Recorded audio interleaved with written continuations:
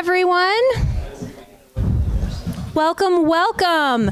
So I'm Dr. Sarah Davis. I'm the director here at the Family Enterprise Center at Kennesaw State University, where we provide education, support, and connections for family businesses through events like this.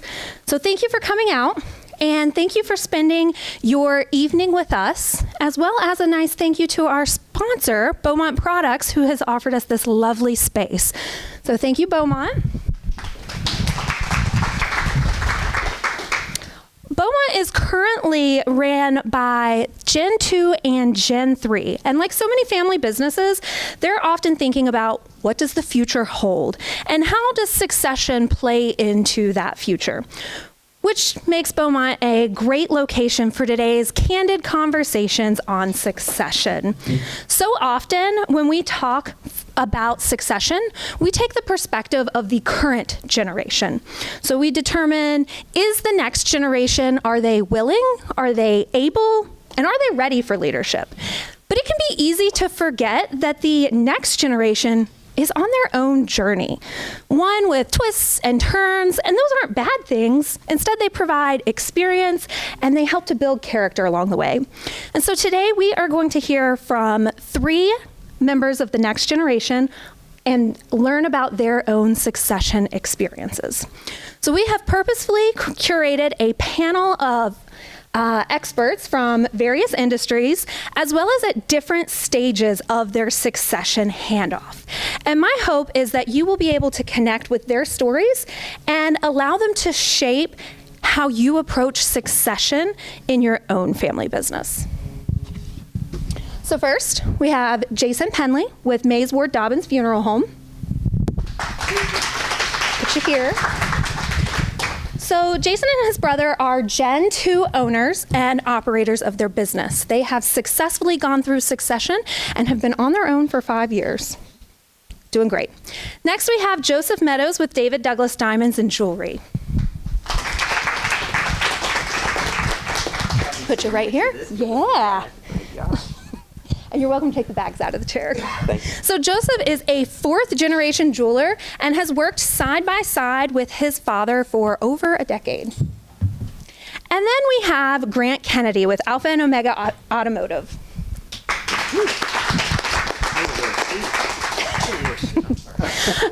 Grant is Gen 2 in his business, and while he's only been with Alpha and Omega for about 1.5 years, the whole team is focused on preparing Grant for succession. So thank you all. And I will join you. Okay, so I would like to get started by talking about your all's journey to enter the family business. So Jason, I'd like for you to start because you told me that you wanted to be a rock star. I sure did. Yes. So now you run a funeral home, practically the same thing. I'm a rock star in my own profession. How did that happen? What did that look like? Well, I actually wanted to be in ministry, and so I was a worship leader, and so I wanted to tour all over, and I was touring at the time. And then I decided I also wanted to get married, and then my dad was like, well, you're going to have to grow up a little bit, and I was like, oh, I'm pretty grown. And then basically, he was like, well, why don't you take a couple of your part-time jobs and come work a full-time job with me? And I was like, all right, we'll try it. And so I hated it, every bit of it. So I'm a 2nd generation in a 4th generation business. So Mays Ward Dobbins is 102 years old. And so when I came in, I was like, it's cool, but you know what? This is a lot of dead. And I am focused on the alive. And so I was like, I just want to do ministry and do my rock star and play out. And so then he made me he asked me to go to school, get through my apprenticeship. It's a three-year thing. And then I was just not happy. And in fact, I almost left, and then that fell through. And then I got licensed, and I sat down with my first family. So there's being in my industry, there's 2 licenses, but you can't just have one without the other. So it's a funeral director and embalmer's license. So can't meet with families all that stuff without having those licenses. So when I sat down with my first family, I walked them through the hardest time of their life. It was a 50-year-old doctor that was jogging behind Kennestone Hospital and collapsed. These are the people that make us healthy, right? So very tragic. I was able to walk them through. They were like, give Jason this one. It's just, it'll be a small memorial service type thing. There was 900 people at that funeral. My dad was freaking out. And he still freaks out this day when I do funerals because you never know what's coming. But that day I was like, wow, that was ministry. I just walked a family through something that I had this, it's one of those things where if you want to hear God laugh or smile at you, just tell him your plans. So that was one of those moments. So that's where I am. And you're still in ministry, right? Yep. Yeah. I still am a worship leader, just down the street. So What I love about your journey is that not only did you find passion in the family business, but the things that you love, like being a rock star, Yep. You can do that as well as be part of the family business. Yeah, absolutely. Yeah. So along the lines of being a glamorous rock star, Grant, you were actually in the film industry and made the logical next step into the automotive industry. Makes perfect sense. For those of us that might not follow those stepping stones, what encouraged you to make that change? Those two girls right there. So I was in the movie industry. I did it for about 10 years. I was traveling all the time, working consistently. For the most part, there was some unexpected things. There was a writer strike that happened, left me unemployed for 8 months. That was hard. But just the work days. Sorry about that. The work days were long, about anywhere from 12 to 14 hours guaranteed, 5 days a week. So I was leaving the house before they were awake, and I was coming home when they were asleep. Missed a lot of opportunities, and just consistently doing it put a wedge, honestly, between me and my family. I really pursued a pride doing it. I wasn't the movie star by any means, but when I told people I worked in the movies, their eyes lit up and, oh, tell me about it. Oh, have you worked with this person or this person? And it filled up a cup for me, for sure. I don't know if it was necessarily a healthy cup, but I was consistently working, and again, I was putting hardship on my family, and I got an opportunity to work with my parents, which was at an automotive shop. Something I've never dreamed of doing. Never even worked on a car. I like cars. Couldn't tell you how they work necessarily. I'm still learning that part, actually. But it gave me an opportunity to see my little one graduate preschool.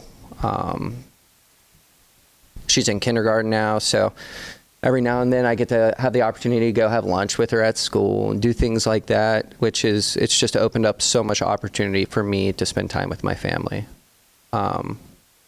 If that answers your question. It does. I think that's beautiful. We often talk about the importance of family when you're founding a family business, and we'll talk about you want your kids to be around and you want them to stay in the business, or maybe you don't want them to stay in the business. We hear it both ways, but it's nice to hear that we can see that in later generations as well. Now, Joseph, you weren't interested in joining the family business, but you couldn't resist the combination of jewelry design and all the fancy technology with CAD. That's right. So you started your own business. Yep. Designing jewelry. And then you decided maybe I will buy into the family business. Tell us about that process. Yeah, so as a kid, though, I got my rock star and my movie star. I wanted to be a professional basketball player, so let's put that out there, just so we know where we're at. But no, Yeah, so I had my father, a jeweler. His father was a jeweler. His grandfather was a jeweler.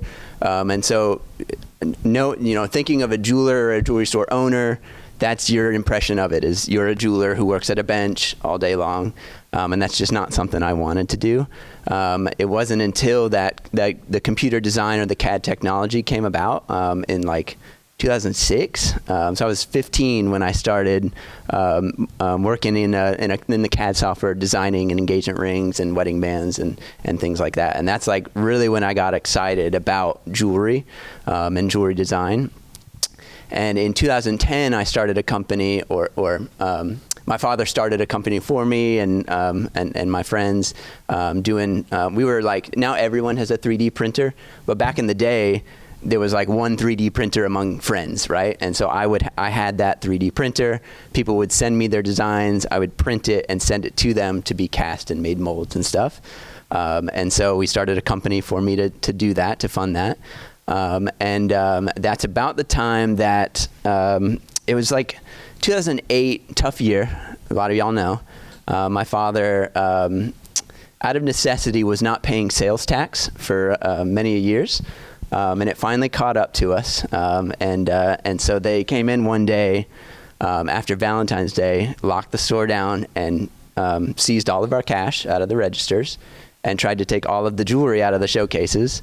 Thankfully, the jewelry is on like consignment or memo, so it's physically not ours to give. So they did take the cash, and at that point, in any time, they could just go into our bank account and take money anytime they wanted. So it made it very difficult to conduct business. So since I already had my business, we said, you know what, let's do this. I'll sell you the David Douglas brand and put it under your name so that they can't take the money anymore. We can continue as a business. And so we did that, and that's how I was introduced into the family business at, I think, 19 or 20 years old, is I was a secret owner of the business. I didn't manage the business or anything like that, but at the end of the week, I would sign everyone's checks, and I thought it was the coolest thing ever. I see some of the accountants in the room have very large eyes right now, but you know what? Sometimes you join the family business out of necessity and supporting the family in whatever way you need to. I won't question it. That's right. I'll put a bookend to it. We did, they found out like this is, we saw what you did. You just changed it to your son's name. So it took us 7 years. We finally got a repayment plan. Took us 7 years, and we have not been late on sales tax since 2010. We're proud of you for that. Very long time. So you've all had very different journeys to get into the business, but along the way, you all have had those little moments where you've had to kind of fight to build credibility within the business, or even, dare I say, overcome accusations of nepotism, the dirty word that we're all faced with. Grant, you and I have talked about this a good bit, as this is kind of where you are in your journey and establishing who you are within the company. What was it that made you feel like you really belonged and were on the right path? So I have two answers for this. Two sets of people. So I have my boss, my mom and dad, and then I have the employees that work at the company. I think credibility built with my parents was, I think, just the life journey. They've always trusted me in everything I did, even with the movie stuff, as long as I'm pursuing it wholeheartedly and taking the time and doing it. I think with the employees, though, that's where the challenge comes into play daily. I think it's more of a fear in myself than really what the employees present, because they haven't necessarily said anything to me, but it's just a fear that I have. I find that, I don't pretend to know everything, and I don't use the excuse of, oh, my dad owns this place, I can do what I want. I'm always willing to learn, and I think that credibility is not necessarily something that is earned through works, but through your character. If you're consistently willing to learn and you're pushing as hard as you can, I think that's where credibility is built. And, you know, I always tell people I'd rather work with someone that doesn't know what they're doing, but is willing to learn and super happy to be there, than someone that knows everything and doesn't care to learn.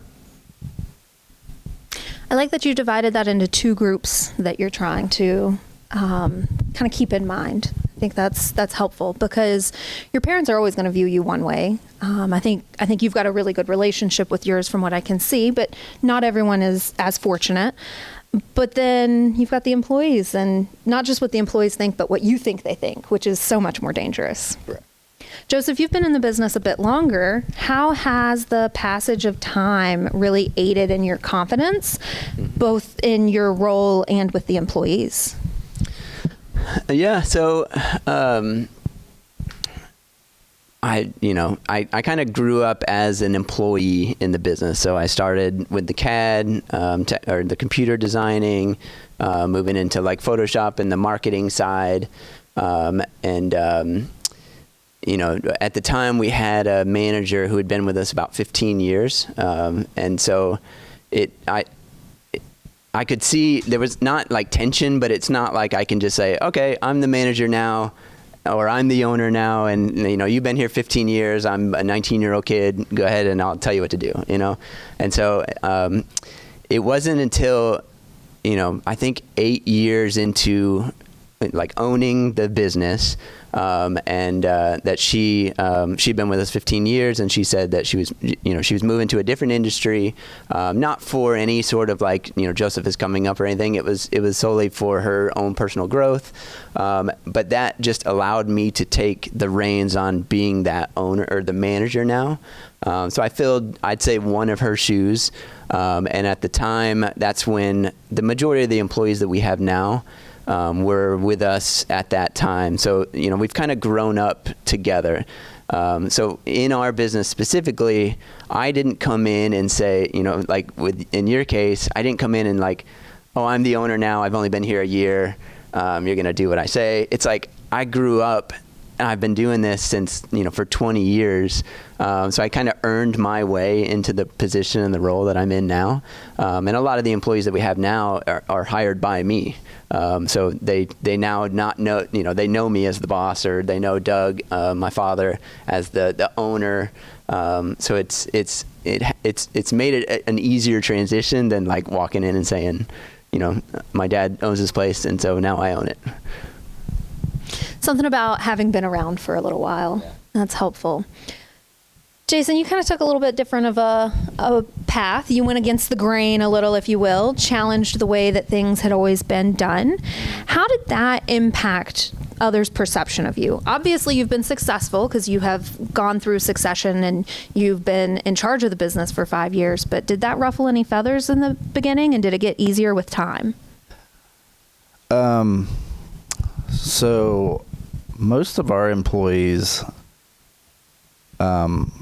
are like almost like my uncles. Even the ones that aren't actually my uncles they've been in my life, because when you're in our business, it's 24/7. So if you don't get to know everybody, then you'd never get to see your own family member. So for us, Dad was the first one outside of the Mays Ward Dobbins family that bought it. And the reason it's not Mays Ward Dobbins Penley is Dad said, I'll sell anything but my last name. So there was a whole generation above us that was with him that thought they should have a slice of that same pie, because Dad was at their, you know, that same level. And then he ended up buying it in 96. You know, they just thought it would, you know, be spread out a little bit more. So when the boys came in, it was not well accepted at all. It was just like, all right, let them get through here, do their thing. And especially when we started doing, you know, falling in love with the business and actually saying, all right, this is what I want to do with my life, kind of thing. The other guys were like, no, you don't. Like literally would pull me aside and be like, this is not what you want to do. So it was a lot of patience, a lot of proving to get to that spot to where now I think it was that equal. I always tell my brother, it was this like, it was this line of, they don't want to do the amount of work we do. So that's when they started succeeding a little bit, to be like, but we had to get to that level. It's not like we're Terry's sons and, we just got to be, got everything. We had to prove ourselves more than double to get to where we were and to get that respect level. And those guys are still working for us today. So it's, we still don't call ourselves bosses. My brother will not even take that title. To this day, it's just family, but Dad owns the business. Me and Chad run the business. And when you say, like, when you were the outsider that did something different, how did my family decide to fix that? Well, they built me my own funeral home out in Powder Springs. It's lovely.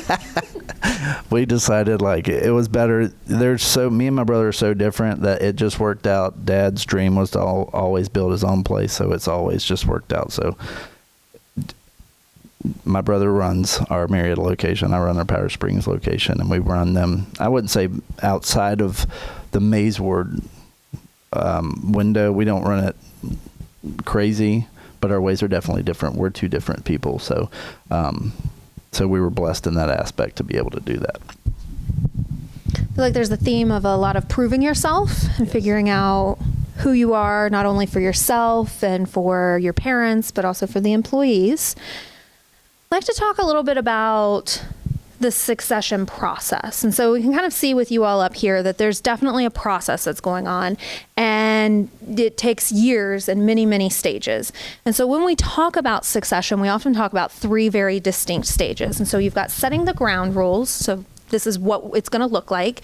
And then moving into training and development. And then the third is the transition, where you're kind of passing that baton. And so when we talk about ground rules, those often include who is actually eligible to do the job. And so what characteristics or criteria does the next generation have to be considered? Do they have to be family?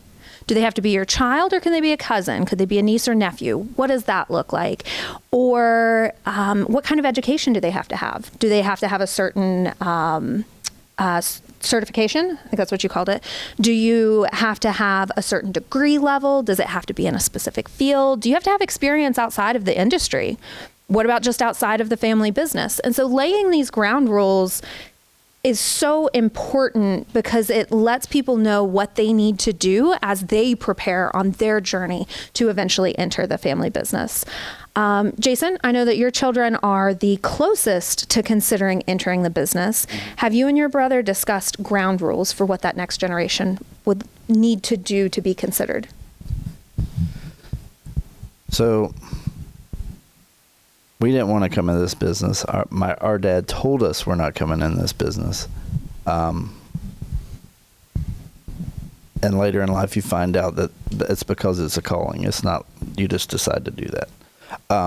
So it's kind of, we don't see that in our kids at all. My 2 are the oldest. So I've got a junior, at Sanford University. And he told me last week that he's not even coming home this summer. So I don't know if he's even coming back to Georgia. So, and then my daughter's graduating high school this year. So, it's a very, I won't say we're unique outside of every other business, but we are kind of, but it really is, it's going to be, we're going to have to cross that line when it gets there. My dad, that was part of the issue with some of the other guys, was like, hey, I'm going to, work this out with you guys just like it was worked out with me.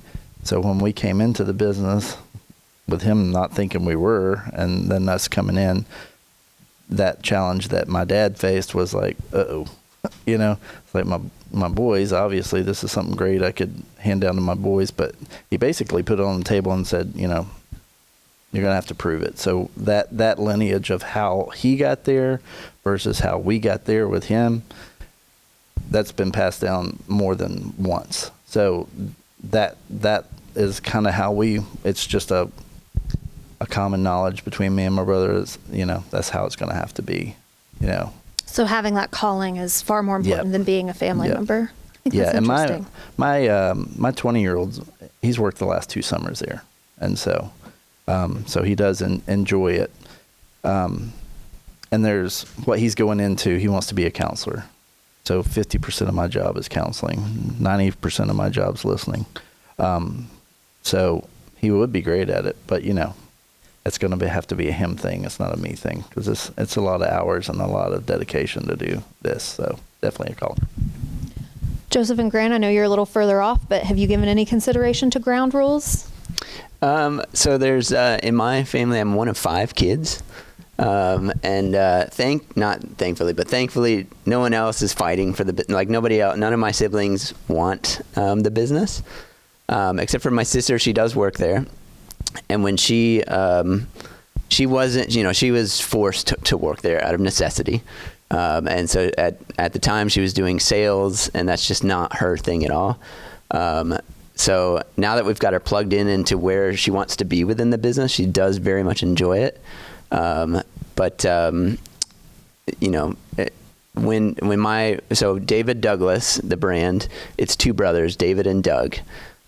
They grew up together watching their uncles and, family members and dad and grandfather fighting. And they said as their kids were coming up into the business, they said, this is not what we want for ours. Family business is difficult, and especially when you bring in the cousins and all this.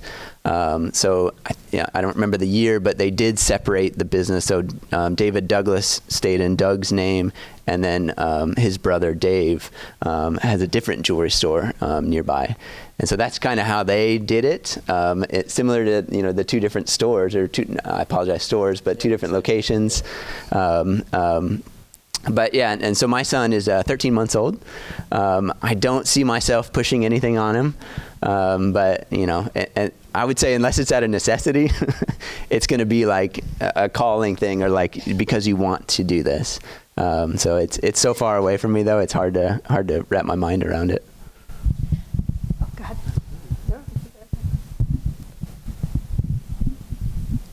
I was never pushed into it, and I'll probably never push my girls into it. But if they ever wanted to do it, the only ground rule is they would have to start from the bottom, learn how to run the front counter, open and close doors, say hey to customers, just the bare necessity, right? I don't expect them to know how to work on a car. Shoot, I don't even really know how to do it. But I've gotten better at explaining it, but yeah, I don't think none of us were necessarily pushed into it. I don't think that would be the way to do it by any means. I love hearing you say that. Not everyone feels that way. Some people push their children into it. It usually doesn't have the best. I think it's much better when you have a winding journey like you all have, where you've got your own experiences and you're able to bring that into the business, because there's so much richness to that. So we talked a little bit about the ground rules in succession. Next, we have training and development. And so this could range from obtaining a management position in a different organization to learning about all of the different departments within the family business. And so, Grant, you're currently in that, where you're learning the different roles within the business. That's kind of what you said that you would want the littles to do. How do you think that has prepared you, and why, since you would have them do it, why do you think that's so important? It's hard to expect someone to do something that you're not willing to do. It took me about a year, but I'm at the manager position. Nice score. But it did start with me opening the doors in the morning, closing them at night, taking the garbage out, learning how the computer works, learning how to answer a phone. Just the little simple things. And then once you get that figured out to a point where you can teach someone else how to do it, all right, let's move to the next step. And then now it's telling people to work on cars faster and do a better job, even though I don't really know how to do it.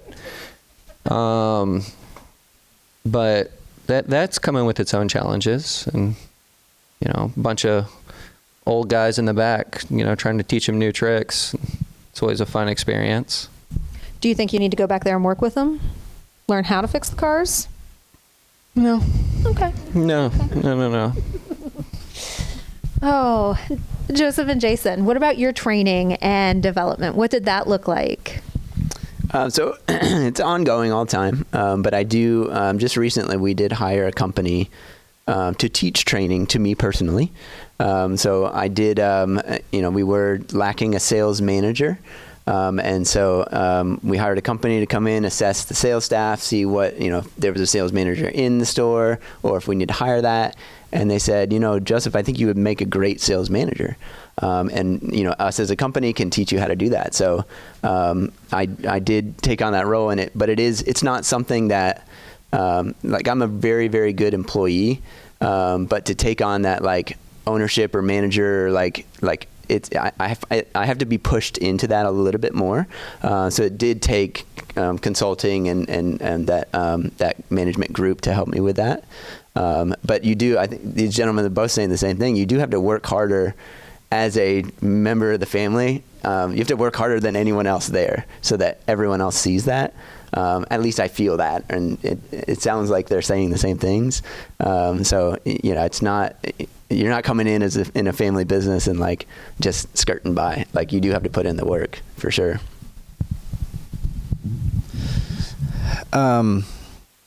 So for us,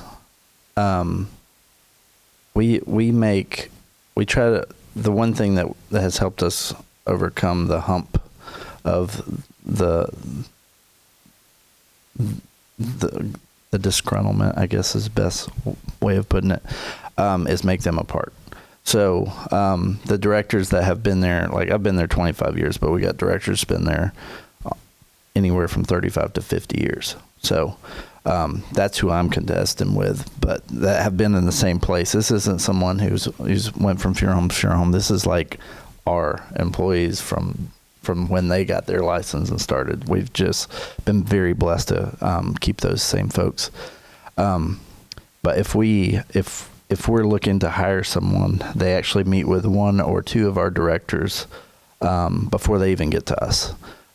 Because if they can't work with them, which to be honest is not easy. So if they are them, we were able to overcome that. If they're, if they're actually all right, then they make it to that level with us, and we get to go sit down with them and talk to them and be like, hey, how'd you like this or how you like that? So we've kind of made this tier process in our hiring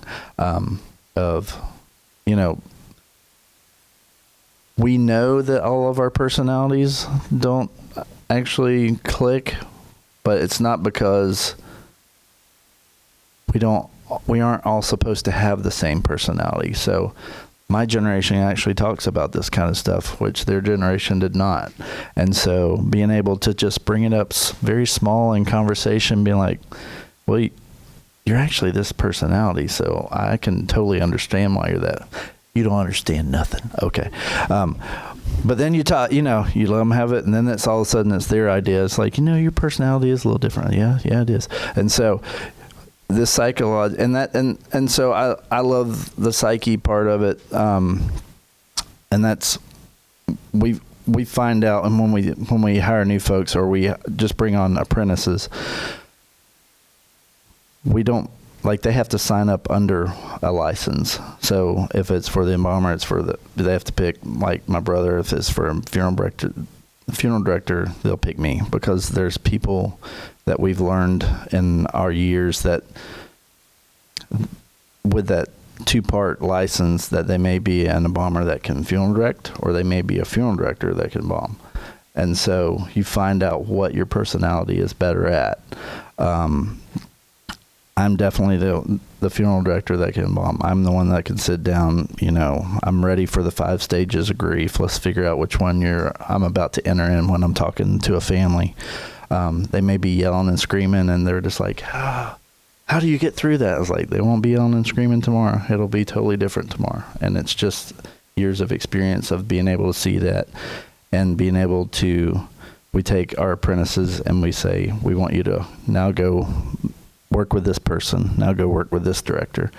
because every single one of these directors are going to make you who you're going to be one day. So really, taking our whole entire staff to build that one person, because I'm not my dad's son. I am built by all the guys that were there for me, and every little thing is a little piece of them. So we've kind of taken that same part and put it into how we, I guess, they kind of knew that when we were growing. They just didn't know how to articulate and tell us that. So I guess with us having multiple, being able to see this fabric woven over years and years and years, that we're able to be like, well, yeah, this makes total sense. So we're able to articulate that to our employees now. So what I like about all of your answers is that you had some sort of formal training and development, whether it be working through different parts of the business or bringing in external consultants, but you were prepared for where you are or where you're going. And it's easy to assume that, they've been around forever. Look at them. They obviously are family business experts and can probably fix our cars for us out in the parking lot just because they've been here. But that's not really how it works. You have to have that sort of formal training and development to ensure that people have the skills that they need. And so I think you all have all done well at that. You've been fortunate to be in a good situation and that you acknowledge that and want to continue forward with it. So we've talked about ground rules. We've talked about training and development. Let's talk a little bit about the transition process. So I have heard, and I'm definitely looking at this table because I want to see your all's face. I have never seen, but I have heard of this happening in as little as 6 months. Yeah. I still don't know if I believe the stories, but it's usually a process that takes years, right? You're working side by side and you're learning along the way. Nobody wants to give up their business just in 6 months. That's crazy. So Joseph, you and your dad have been working side by side during this transition phase for several years. How do you feel like this has set you up for success? And what have you learned along the way that you probably wouldn't have learned if you did a quick 6-month transition? So I like it. I like the slow introduction into the business rather than a very speedily process. 'Cause it does take, so like Doug's, every Tuesday morning we meet, we talk, every Wednesday morning we meet and we talk. And so over the last 10 years, I do feel like I have a lot better grasp on the business. I think it's been about 10 years ago now, but Doug actually my father had a tractor accident to where he was plowing the field and the tractor literally flipped up and landed back on top of him with no roll bar or anything.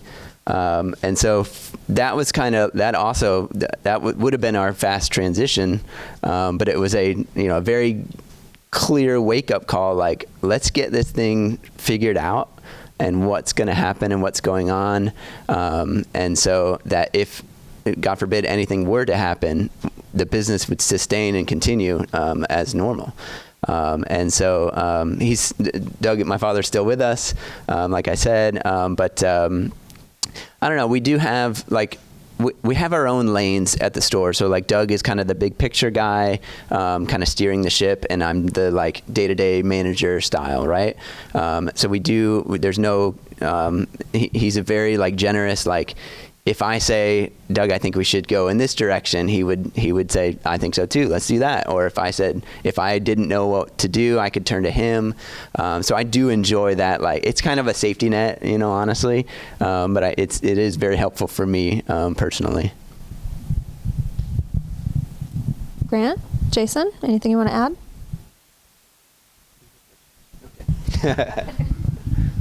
add?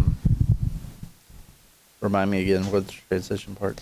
So I'm asking about transition. Yep. So the process of working together and what you learned working side by side that maybe you wouldn't have gotten otherwise. Yeah.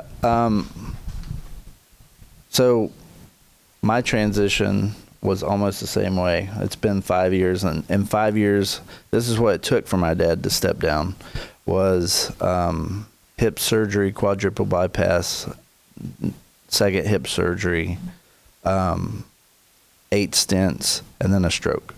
So that's what happened in 5 years. So and he's still going. So it made him slow down. He was letting us do little parts before any of that stuff happened, but he got to the part, it's like, yeah, I'm gonna have to hang it up. And it was like, yeah, you are. But it's that drive and that transition that when you're so driven and you push so hard, it almost takes a wall to stop you, or a lot of track, to slow down on. So I think for him it was, I would say that's probably, we've been doing it for 5 years. We've been begging to do it for 10. So it's all a God's timing type thing for us, and I think everything transitioned the way it's supposed to, and thank God we still got him. Same in your case. It's so common to see this resistance to leave the business until there is a health scare or something. And so it's important for all of you all out here that you're having these conversations now about succession, and that there is a game plan in case something bad happens. Whereas for you all, I'm hoping that you retire and go to the beach and there is no accident, because you're having those conversations. Is that kind of how you expect this transition to go? I know you're not quite there yet. Well, if they go to the beach, I would like to go with them. So I hope it's not that intense. But yeah, so we're still at the very beginning stages. It feels like I'm drinking from a fire hydrant almost every day. Just so much more new additional knowledge when I'm still, trying to remember what the password to the computer is. But yeah, I working with my dad at least every other day, side by side, it has been a good experience of learning, what it looks like to work hard in our industry. It's been frustrating also at the same time, seeing how the employees respect for him versus the respect for me. But again, does it go to a point of just having to earn it, right? It's not like it's going to be given to me. And it goes back to the nepotism thing, the fears that I have. But yeah, with succession, with the way it's going, it's still a process. And the thing is, what makes it even harder is, no offense, but my parents don't have it all figured out either. They're still learning every day also. We all are. So they're learning. We all are. And I'm learning, and they're teaching me what they're learning, and it's just learning all over. It just won't stop, it feels like, which is understandable, and I'm okay with that. But yeah, it's in transition. Yeah. Okay, so before I open the floor for Q&A, I have one more question for you guys. If you could give one piece of advice to a fellow Next Gen member on their own journey to the family business, or to the senior generation that may or may not be thinking about succession but probably should be, what would that piece of advice be? Grant, you've got the mic.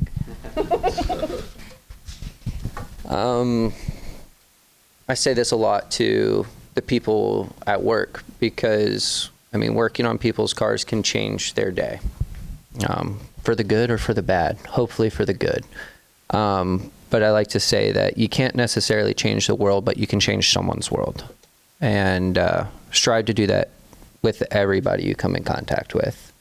The other thing, this is no offense to the older generation, be willing to always learn and always listen. I like it. Maybe for the mine's more for the new generation coming up, and it's you got to find your own voice in the business. For me, I didn't just copy paste what my father did as a jeweler. I think I'll do it in this way. And then, so I do my own thing within the business. But like I mentioned before, I'm a very good employee, but I do need that owner mindset still. And so surrounding yourself with other owners, business owners, I think is a great way. I've really trained my brain to oh, that's how he thinks about this. That's how I should think about that, and not, because growing up in the business next to the employees, you do think about it like an employee. So I want to, I would encourage then to surround yourself with business owner type people. And I think that would go a long way for you. Yes, I would say networking's key coming in. I've been president of several of these associations, and that was probably what's catapulted me the most, as getting back from the community. Because funeral homes aren't easy to advertise, I'll be honest with you. When you say, you work in Hollywood and everybody's like, ooh, I'm like, work at a funeral home, you're like, ooh. And so it's like a conversation killer, literally, boom. But for the older generation, what I would say is, obviously you have a lot of patience because you're working with your child, but don't be afraid to let them dream, and know that their dreams aren't going to be your dreams. I will say, we know you know more, but it's okay to learn alongside with us too, and learn new stuff together. So, I think that would be my 2 cents. And my dad he would shake. I can see him right now, be like, so, that's my 2 cents. Thank you. Okay, what questions do you all have for the panelists? Oh, Mike. Recording. I just want to say real quickly, I could watch 6 Feet Under again all the way through. Somebody tells me they work for a funeral home, I got a lot of questions. But it's not about succession. So thank you guys. That's all. Yeah. I think he wants you to stay after. Yeah. Hi. I'm sitting at a table with 2 business owners that are 4th generation, which I find that very impressive. Each of you had a different path in your mind before you ended up doing what you're doing. And each of you mentioned that you have no expectation that your children will go into that business. What's your perspective on the legacy of the business? Because lots of times a family business, part of that is to maintain a legacy. And it seems like each of you have taken on part of that legacy. What happens if your children or another family member doesn't go into the business? Does that come to mind at any point in time for you guys? Yes. I actually had this talk with my 20-year-old, and he had it heavy on his heart, actually, about it. We are all boys. My whole generation is boys, and the youngest one is a girl. My son's generation is, he's the only one, and all the rest are girls. So not only does he feel like he's got to get the Penley name to keep going, he was also brought up the same thing about work.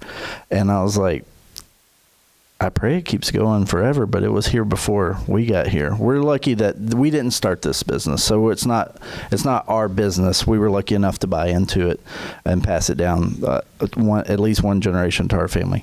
But what has kept the Mays Ward name going, we do feel like we have kept those qualities and pushed those forward to the next generation. And no matter what that next generation looks like, that we will pass it on, those same qualities. I don't want to jump ahead, but I do have something to say. For me personally, I haven't thought too far into the legacy thing in my instance, but I can speak to it about my father, and it's what he's trying to do is create a very successful business that operates in a very like procedural way, and it's that way. You make a desirable business for that next generation. Okay, you're not trying to give them, oh, here's all my debt, here's my struggling business, good luck. Like that's like been his goal in the last like this transition period, is to create that just insanely desirable business for his kids or for an investor, you know. And so that's I've been my mindset for it as well, is and along those lines. First of all, great question. Legacy was actually one of the reasons why I did do this. My father is one of the greatest stories of succession for me. He started when he was 9 years old. He was working in Louisiana at a gas station with his dad, and working on cars. With that knowledge and experience, he decided, I'm going to keep going, keep moving forward. Moved here to Georgia. Started working at shops and had dreams and ambitions of opening up his own shop. And through hard work and challenges and day and night working, he succeeded with doing that. And not just one, but opened up 2 shops. I would love my girls to be able to continue that legacy. I would. I'm not going to push them for it. It's going to be up to them. What I will say is, with what I was able to inherit, it's an investment. I'm not going to put it in my pocket and just walk around with it. I'm going to grow it to being something more. And I am going to pass it down to my children. What they do with it, I hope, is for the better, and it's for their family. But that is what this is for. It's for the generations to come.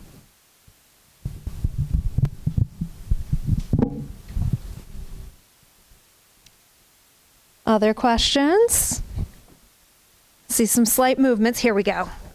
Other side of the room. When I think of the beginning generations that started your companies, they took on a lot of risk to get them started. And then, you get into a second, third, or fourth generation of a business, and it's either you're going to maintain what you've inherited, or is there risk involved to continue with the business, whether it's risk to grow it? And I guess my question is how do you view risk, and are you willing to take it?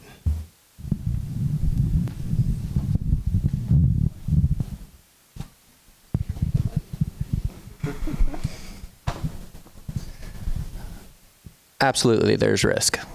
For sure. At least for me, at the stage I'm at. Right now, not really, but as it continues to grow, the people that work for my family has been working there for years and years. And that's the connection, the relationship that was built between them and their people that work for them. I do have fears of, when they leave, are they going to leave too, or are they going to stay with me? Am I going to have to? I know that there'll be new hurdles to overcome, and again, watching the people around me, my parents work so hard to build. I will do everything I can to continue to build it. But yeah, of course, there's going to be problems, bumps along the way, and I don't think it's going to be easy, but I do appreciate, what they have done, right? Able to buy a building, there's some stability, right? They have taken a lot of risk that I don't have to take, but I'm sure there will be risks along the journey. I haven't been in the like risk. My family, like I know my father took a lot of risk. One in moving locations at the jewelry store.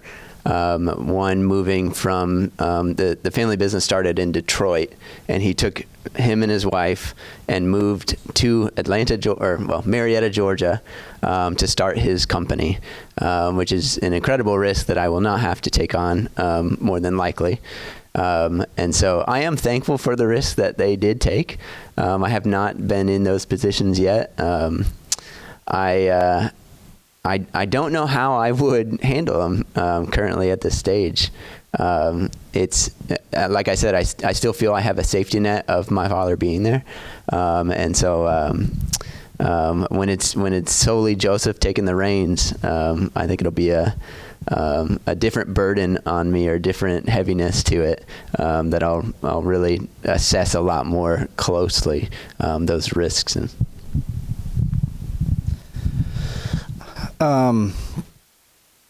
I love risks.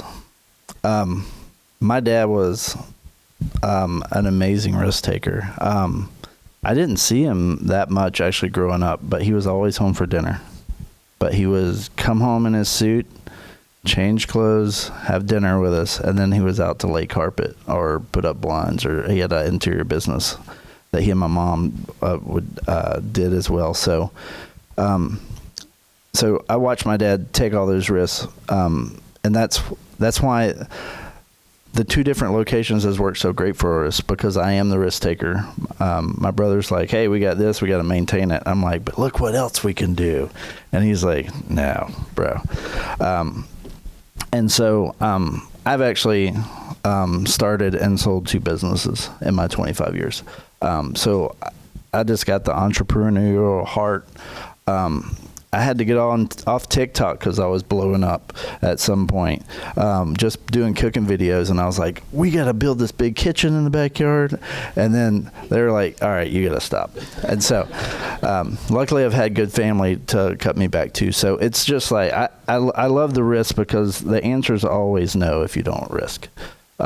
So you don't know the answer unless you take the risk. So I think it's interesting thinking about the risk from different generations. So, Jason, you've really got that entrepreneurial risk mindset.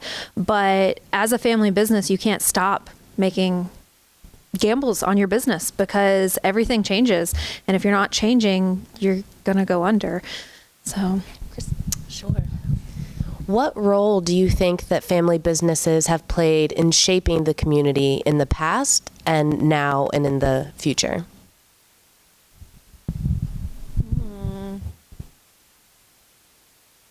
Does anybody know the stat on like family businesses? Sarah, do you know the stats in like family businesses? percentage of family businesses is going to differ depending on your definition and what data set you're using, Yeah. but it's usually somewhere between 60 and 80%. Yeah. Nice 75s round. So that's pretty impactful. Yeah, that's a tough question to answer.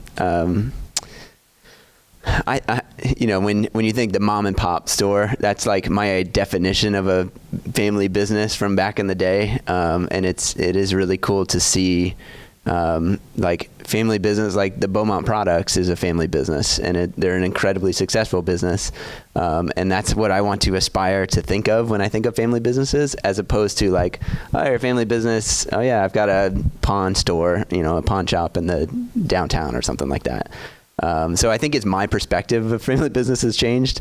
Not sure about family business in general, how they've changed. Don't have anything to say.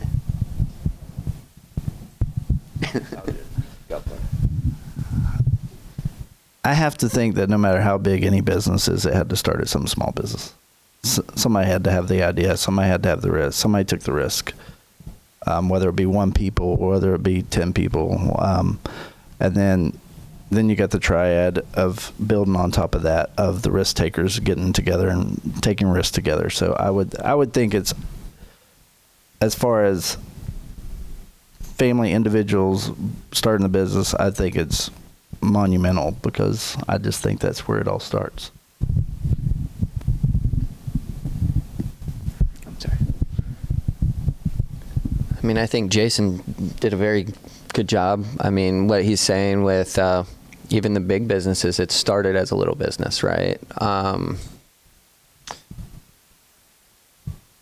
There's a statistic that you told me in a meeting about family businesses. I think it's what success rate is, what, 30%? First, second generation is 30%. First to second generation is 30%. Second to third is about 12%. and third to fourth is 4%. That's why I think it's very impressive that you have fourth generation businesses sitting at this table. Absolutely. The fact that the success rate is so low is pretty wild to me. But with us, with our shop, our automotive shop, with it being a family business and stuff, we focus so much more on not volume, but the individual that's in front of us. Again, like I said earlier, just trying to make someone's day. And I think sometimes when you get to these larger businesses, it's all about just get them in, get them out, get them in, get them out.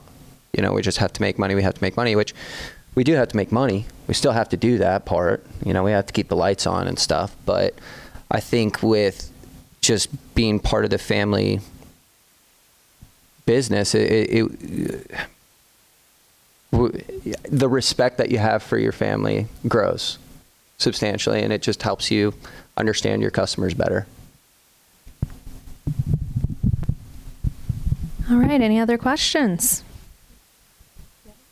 I don't. You can ask them anything. You can ask, I kind of want to know what the littlest questions are for you all. Y'all have any questions? You did a great job listening. Yes.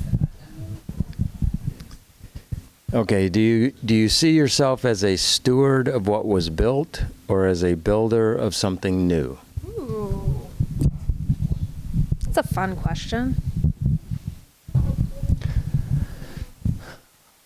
Currently a steward of what was built. I am definitely wanting to grow more and build more. Again, it's an investment in a way. It's an inheritance, but it's an investment also. I'm not just gonna lay it down. Oh, thanks, bye. I'm done. No, I want to grow it for the next generation to allow them that opportunity.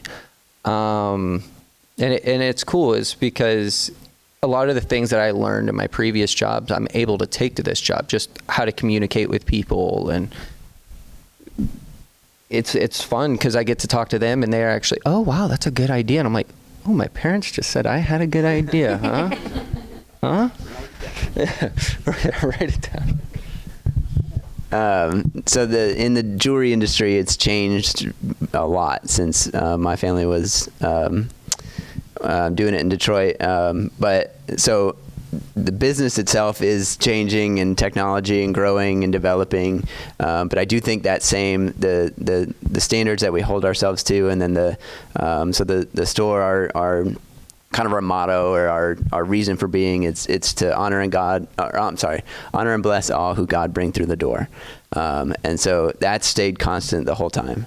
So no matter what, but the way we help and assist those clients are going to be different for sure.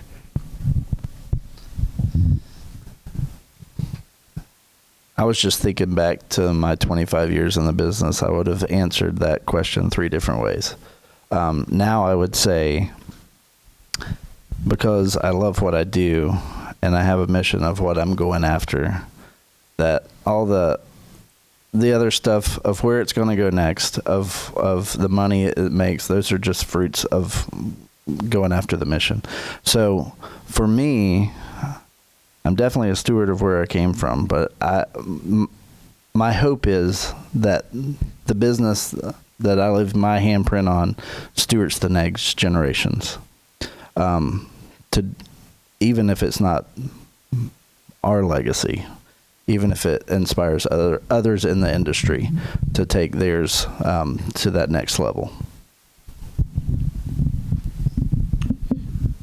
So I'd like for you to imagine 20 years down the road, 30, whatever the number is. As I get older, the numbers get lower for me. You're sitting down at the campfire, you're sitting down at the fireplace in your home, and you're explaining to your children why there was success in this succession. What would be the 1 or 2 things, 3 things that you say, what will make this succession a success is? What would you say those things would be?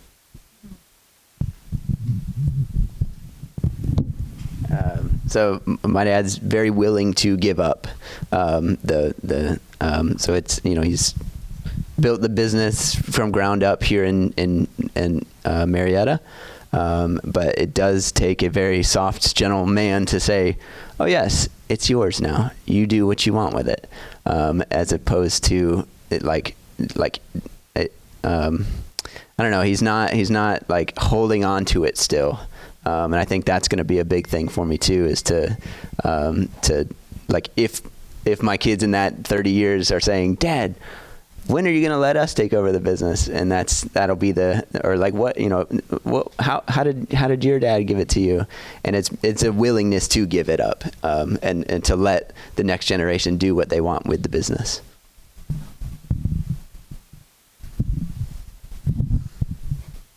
Could you repeat your question one more time for me? What 2 or 3 things would have to happen for you to consider and be able to tell your kids the story of this succession was a success because of 1, 2, 3. My family did this that made it a success. They did this that made it a success.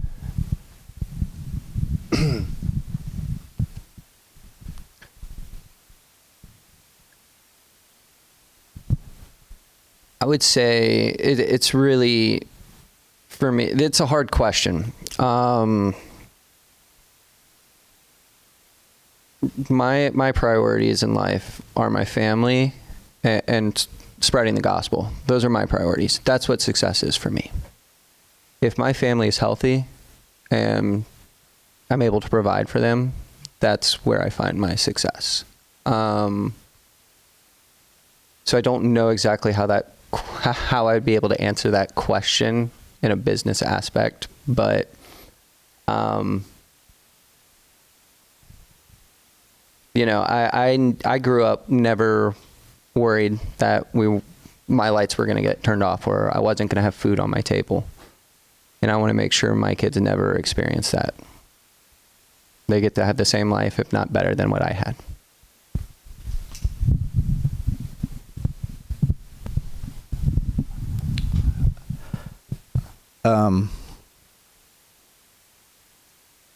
I would just say, since I've went through the succession, the success was, even though it wasn't like handed, we had to grab it while he was falling.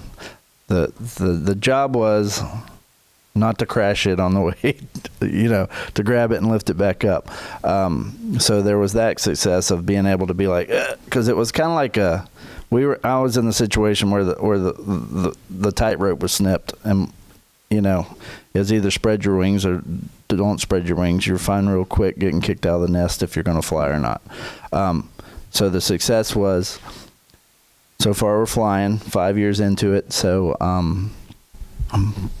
but it's also the success I would tell, and this is a conversation I have with my 20-year-old was, I'm very fortunate to have what I have because we are a 4th generation business. So there was things in place. All you had to do is keep those things going. There's always room to build on it. However, if it ain't broke, don't fix it type of mentality to go along with it. So being able to take those criticisms along the way, being able to give yourself grace along the way, and being able to keep the dream going, because I really do believe, you've heard me say dream multiple times, because if the dream stops, I really feel like that's when the boat starts sinking, when you stop dreaming, when you can't see out in front of you, however far that is out. That's the fuel that keeps the boat going. I want to give you another perspective on that. We often talk around the office, whether it's at programming or just amongst the team, that a really good litmus test for how succession is going is, what are the vibes at Thanksgiving dinner? Is the family getting along? Are you talking to each other? Are you passing gently, or are you like throwing rolls at people? Is someone not allowed to sit at the table? Because for many of the businesses we work with, they care more, and this is kind of the answer I'm getting from you all, they care more about the family than did we get the maximum amount we could out of selling the business, or was this the most profitable year we could have had? It's more important to care about the family. All right, any other questions? No, well, this was a lovely discussion. Thank you all for being here. If I were to take a couple of things away from this discussion, and I hope that you all take something home with you this evening, I think mine would be it's never too early to start succession planning. Never too early, because you never know what's going to happen. And then also a winding journey doesn't mean that you won't still end up in the family business. It happens.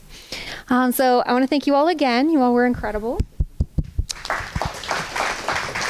I also want to give a shout out to Stephanie and Carol. They are the reason that this room is so lovely for you all this evening, and you had delicious food.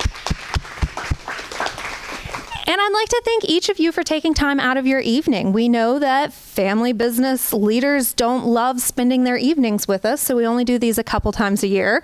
But thank you for being here. Thank you for working towards your business. And if you enjoyed this and would like to get more involved in the center, I have 3 ways for you to think about hanging out with us more.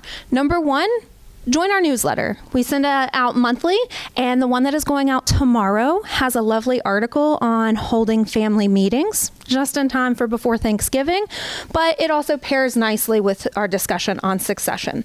Number 2, join us for some other programming. We do webinars and workshops monthly. So you always have a good crew of people to come and talk with and just kind of share that experience. It's one of the things you all were talking about. You need to have that network. So come and join us. All of our programming is focused on either growing your business, preserving your legacy, or navigating family dynamics, because that's what y'all care about. Or number 3, apply to join our 2026 cohort of Now Gen Leaders peer group, and that is facilitated by Craig Arnoff. And basically you spend 2 hours a month hanging out with people who actually get it, because they're other family business leaders. So thank you all for coming out. Hope that you have something to take with you on your journey. And remember, this is where family businesses belong.